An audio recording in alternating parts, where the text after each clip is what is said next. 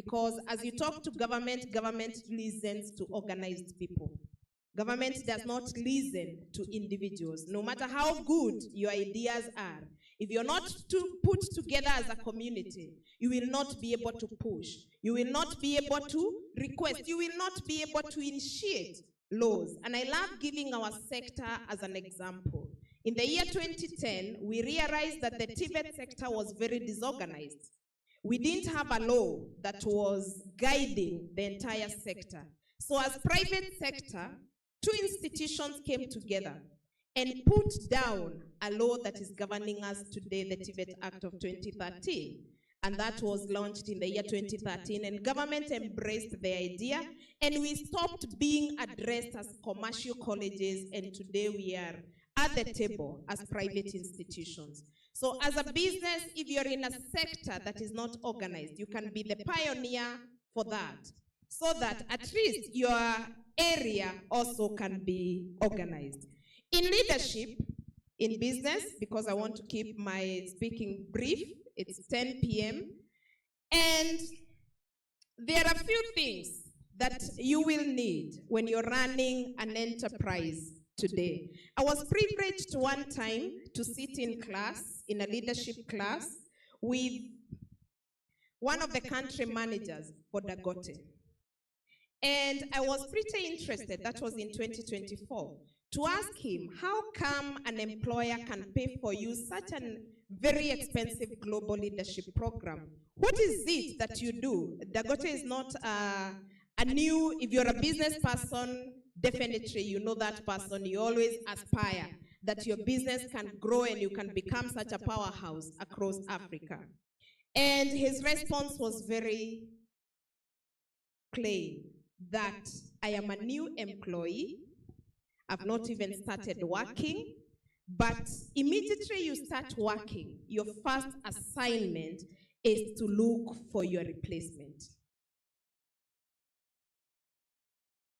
I hope you heard that. Your first assignment is to look for a replacement. So, I would love you to challenge the business person seated next to you. Ask them, do you have a replacement for you in your business as we speak? That if anything happens, or if you fall sick, the business also falls sick. If you take a holiday, the business also takes a holiday. And Rob Research alluded to that when he was speaking. I don't know whether you listened to him. He was talking about structures. It is very important because that is how Coca-Cola is surviving 100 years later. That is how KFC is surviving many years later. We should be able to build businesses that are 100 years old. So challenge the person sitting next to you. How long is your vision? Is it 50 years? Is it 100 years? Is it 150? Or is it next week? So building transgenerational businesses, it has not been an African thing. And I was privileged, and at a time I was speaking in Malaysia, I met one of the business people across there, and they have a business that is 120 years old. And I was interested to know how come these children are so humble with all this wealth, commanding all this, whereas what we know in our place that when the father dies or the mother dies, within 2 or 3 years, nothing is existing. Then I was told that in this business, they do not hand over inheritance. They do not hand over inheritance. Perhaps it's something that we can learn from this side of Africa. Because all of us are waiting for inheritance, that does not exclude me. It's only that my father has nothing to share with me. But I believe if he had, I would still be asking for inheritance. Don't look at me like that. I may be a daughter, but I am equally rightful to inherit from him. So I would be asking, yes, Gen Z are telling me clock it. Yes, naona Gen Z are telling me apo sasa. Yes, so they do not inherit, but what they do, they are taught. the history of where they are coming from and how the business has grown, and what is your responsibility to take it to the next level. I believe it is something that we can all learn from this side of the world, that whatever we have, we can take good care of it, whether you're a CEO by employment, whether you're a CEO as a founder, whether you're a CEO as an inheritor, that you will be remembered for taking whatever you are doing today to the next level. You will be remembered for transforming the society. You will be remembered for transforming the community. Again, another important that is about legacy. The next important thing is collaboration. We are not in an era of competition. Unfortunately, during our time, our education system, and we were having that discussion with my colleagues from the ministry, and our education system 844 taught us competition. It is who is number one. So we carried that even to our day-to-day. I remember you could even be asked why your sister was ahead of you, why your cousin was ahead of you, and we have carried that competition even to our day-to-day. But business today and the business world today is collaboration. Make sure you can work with the other person, you can pass on. And this is why the young people, the Gen Zs are getting ahead of us, because one thing that they are very good at is working together. They're also very good at other things. The next thing is innovation. We become innovative, and we don't need to dwell on that. That has been spoken many times. In this era, you cannot survive as a business if you don't have a digital footprint. Today, we are in an era that we call the attention economy era. You command your sales depending on how much attention you can be able to command. These are the days where we never knew that for you to make sales, you needed to dance online. That for you to attract young employees and good employees, you needed to be visible online. So it is important, because today we say visibility is credibility. Visibility is credibility. The more visible you are, the more credible you are alluded to be. So it is important as a business, as an entrepreneur, tonight, don't keep quiet of these awards. Celebrate with humility, yes, but let the world know that you're recognized as one of the top 50 companies, top 100 companies. You're recognized as an elite company tonight at Agile. Let the world know, and also remember to mention that the food was very nice, especially the dessert. I can see the GM looking at me. You're not talking about us. Yes, so I'll be getting a voucher for the endorsement. So now the next thing, we be able to build healthy businesses. We have mentioned that a business that is not sick when you're sick, and we build a legacy. The biggest challenge today, as I finalize, has been our team at our places of work.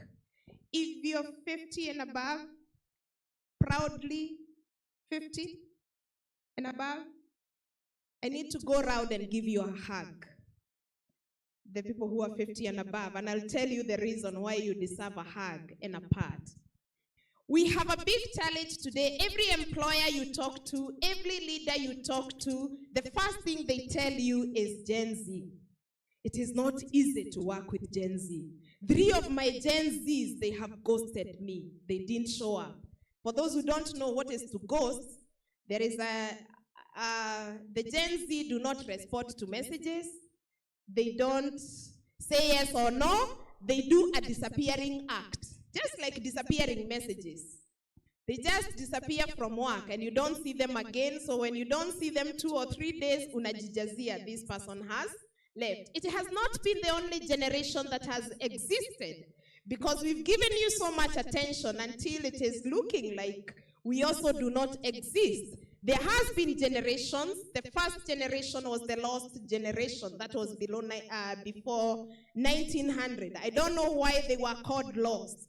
Then after that came the greatest generation. Those are the people who shaped the world after the First World War. Then came the greatest generation, and then came the silent generation. I think after the First World War, they were beaten so hard, so they just had to be quiet, and those are the late President Kibaki. The silent generation, they were very transformative, they did so much.